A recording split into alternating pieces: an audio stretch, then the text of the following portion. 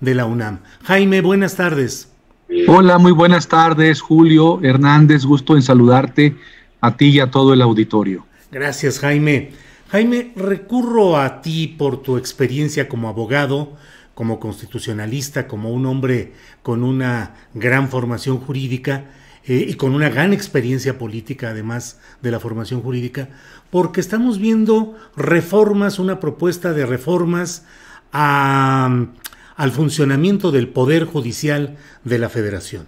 Estamos viendo también una propuesta para lo que es el funcionamiento de la Fiscalía General de la República. Esto entre varios otros ordenamientos que están siendo modificados. ¿Qué significa en conjunto todo esto, Jaime Cárdenas? Se está entrando a un nuevo esquema legal que implique un cambio profundo, solo se están adecuando a ciertas circunstancias. ¿Cómo ves, pues, en lo global lo que está planteando el presidente López Obrador y su partido en materia de modificaciones legales trascendentes?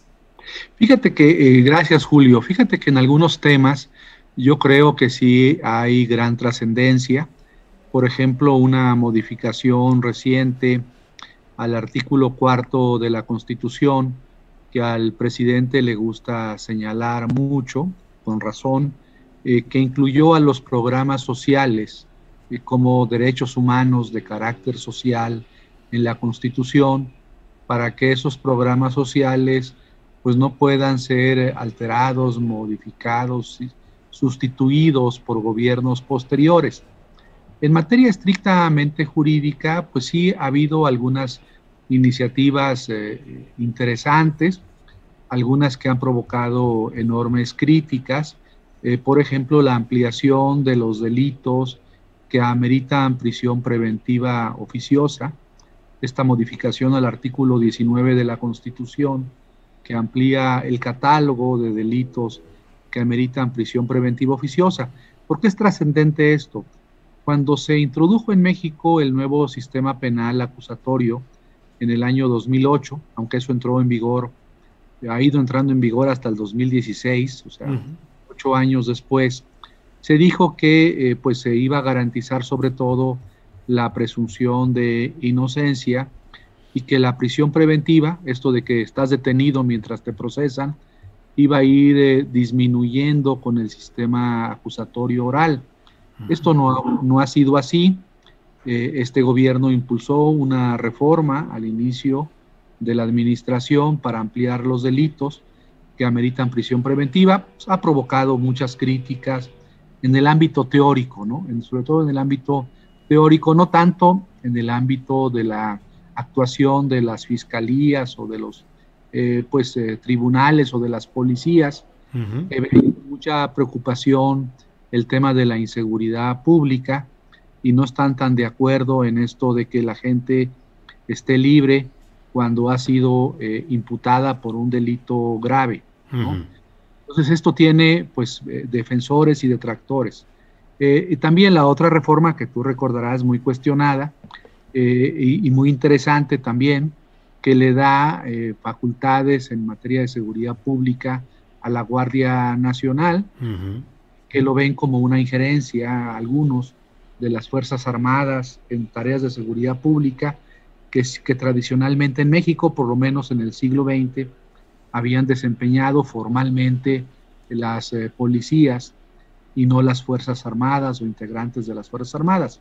Y luego, en respuesta a lo que me preguntas de estas dos reformas, está una ley orgánica de la Fiscalía, una reforma, desaparece la ley orgánica de la Fiscalía y se crea la ley de la Fiscalía General de la República.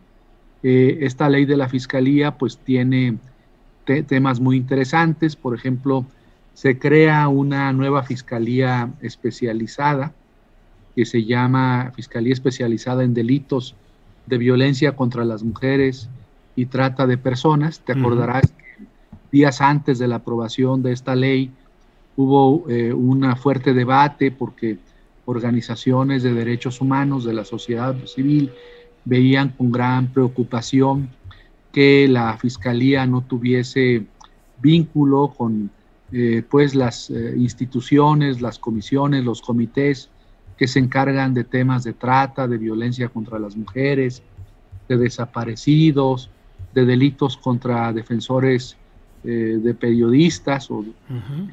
Y entonces la Fiscalía finalmente dio su brazo a torcer y aceptó la creación de esta Fiscalía especializada en delitos de violencia contra las mujeres y trata de personas, más la incorporación de funcionarios de la Fiscalía, de fiscales en cada uno de estos temas.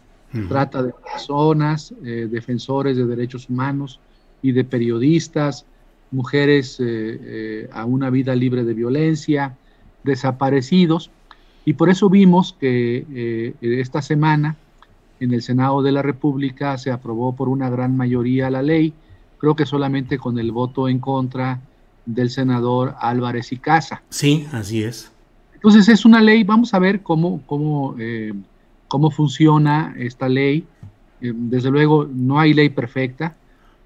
Yo creo que aún se requieren hacer modificaciones legales para perfeccionar el sistema acusatorio, pero vamos a ver si con este esquema que promovió el doctor Gers, con el apoyo de sus asesores y sus funcionarios, y que respaldó el Senado de la República por votación mayoritaria, pues se adecua esta ley o funciona mejor con el nuevo sistema penal acusatorio y con las modificaciones que ha promovido el gobierno de López Obrador. Sí. En cuanto a la otra reforma, el presidente, ayer mismo, se publicó en la Gaceta Parlamentaria del Senado la iniciativa que envió el presidente de la República para modificar una gran cantidad de leyes en materia judicial, empezando con la ley orgánica del Poder Judicial de la Federación, algunas otras disposiciones, por ejemplo, en materia de amparo, en fin, leyes muy interesantes que tienden a fortalecer algunos propósitos. Sí. Por ejemplo, la carrera judicial, que todos los jueces y magistrados que ocupen esas funciones a nivel federal sean efectivamente deriven de un concurso de méritos y que no lleguen ahí a través de amiguismos o de criterios discrecionales. Se estableció, por ejemplo, algunas medidas de combate a la corrupción y al nepotismo que es tan fuerte en el Poder Judicial Federal, y bueno, y también sabemos en los poderes judiciales de los estados, de la propia Ciudad de México. Se hacen algunos cambios en los tribunales. Tú seguramente conoces que existen tribunales unitarios, es decir, que hay un solo magistrado. Ahora estos tribunales unitarios serán colegiados, habrá 3 magistrados y se llamarán tribunales de apelación, que son muy importantes estos tribunales de apelación federales, porque conocen de asuntos vinculados al crimen organizado, delitos de narcotráfico, en fin. Entonces ahora ya no será un magistrado en exclusiva el que conozca de la apelación, sino un tribunal colegiado. Y hay así distintos cambios. Por ejemplo, se fortalece a la Defensoría Pública, la idea de que existan defensores públicos gratuitos que apoyen a las personas de escasos recursos que tienen necesidad de acudir a la justicia federal. Se fortalece la Escuela de Capacitación Judicial Federal, que es la que organiza todos estos concursos para de jueces y magistrados. Se le dan competencias también adicionales al Consejo de la Judicatura Federal. Y hay un cambio muy interesante que habla de la influencia del derecho norteamericano en el derecho mexicano. La Suprema Corte, el Pleno de la Corte y las salas de la Corte, los 11 ministros y las 2 salas que existen, la sala penal y la otra sala llamada administrativa, van a emitir precedentes, o sea, criterios interpretativos sobre las leyes, eliminando la vieja idea de la jurisprudencia tal como se elaboró en México. La jurisprudencia le llamamos así los abogados a 5 sentencias. Tú eres abogado también, Julio, lo recordarás muy bien.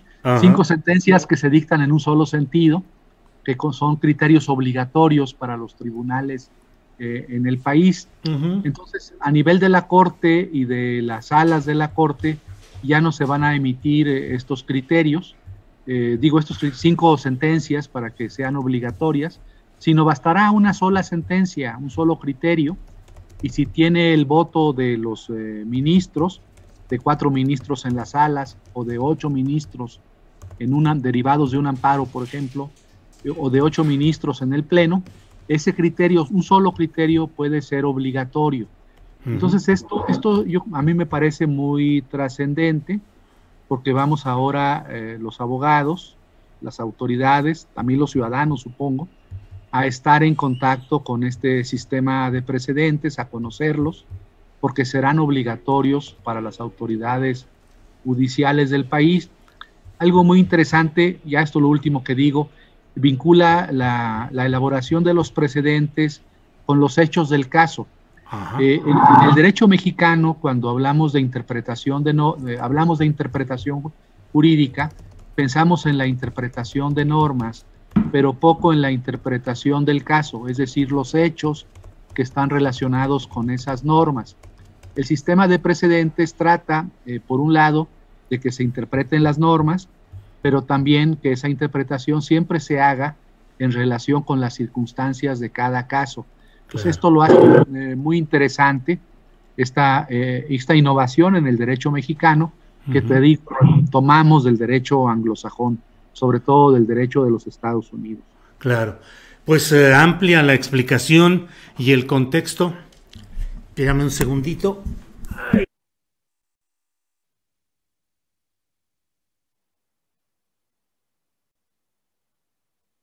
Perdón, aquí con un problemita técnico, pero Jaime, bueno, pues amplia la exposición y el análisis de lo que se está realizando en materia de estas nuevas especificaciones jurídicas. Cierro, Jaime, preguntándote, a fin de cuentas, ¿se está avanzando de verdad en una depuración del Poder Judicial y sus prácticas, o nos quedamos como en el pasado, en el que pueden haber muchas leyes, cambios, leyes, pero que en la realidad concreta no cambia lo que es, en este caso, una acumulación de críticas y problemas operativos en el Poder Judicial de la Federación? No, desde luego que todas estas reformas, son importantes, pero no resolverán los problemas del Poder Judicial mexicano.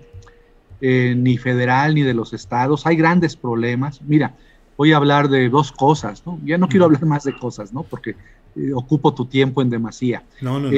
Uno es las discusiones que hemos tenido sobre el nombramiento de ministras y ministros de la Corte. Necesitamos un método más democrático. El actual método y la reforma que se va a aprobar, pues no dice nada al respecto. Habla de los jueces, de los magistrados, pero no de los ministros. Entonces, el método para nombrar a ministros de la Corte, yo creo que en México debe cambiar. Actualmente es un esquema en donde el presidente en turno participa, envía una terna al Senado, y en el Senado, pues los partidos mayoritarios se ponen de acuerdo. Es un reparto de cuota partidaria. Entonces, este esquema no puede ser. Yo creo que hay que ir pensando en otro método de elección de ministras y ministros que sea democrático y que obedezca también al tema de mérito y tal vez también al tema de representación de sectores sociales que no han tenido cabida en la Corte. Por ejemplo, Julio, yo creo que desde don Benito Juárez, pues no hemos tenido ministras o ministros indígenas en nuestro país, ¿no? El propio tema de la paridad de género, aunque hay ahora más ministras en la Corte, pues aún el número de ministros hombres, de los 11 que son, pues son mayoría los hombres. Entonces, necesitamos repensar ese tema. A mí me parece muy importante que la Suprema Corte tenga un rol distinto, sea más democrática, con más legitimidad de cara a los ciudadanos, más transparente. Y esta reforma no soluciona ese problema. El otro caso muy importante, hay voces en la teoría, en el ámbito académico, que propugnan o que proponen un tribunal constitucional para México, que no sea la Corte. Esto no se ha querido introducir en nuestro país. A la Corte se le han ido dando más facultades de control constitucional, pero aún no son suficientes. Por ejemplo, y esto tampoco viene en la propuesta, tú sabes que las reformas constitucionales que aprueba el Poder Revisor en México no pueden ser susceptibles de control constitucional. Si promueves un amparo en contra de una reforma a la Constitución, el amparo se te desecha de plano, es declarado improcedente. Entonces yo creo que habría que discutir en qué casos, por ejemplo, todas las reformas, todos los cambios jurídicos sean susceptibles de algún control de constitucionalidad. Y esto no lo tenemos en esta propuesta. Y en materia de derechos sociales o económicos, pues también los mecanismos de exigibilidad de derechos deben reforzarse, Julio. Y yo creo que esta reforma tampoco refuerza esos mecanismos de exigibilidad y de justiciabilidad de los derechos económicos, sociales y culturales. En fin, se pueden hacer muchas críticas, pero bueno, es la ruta que tenemos.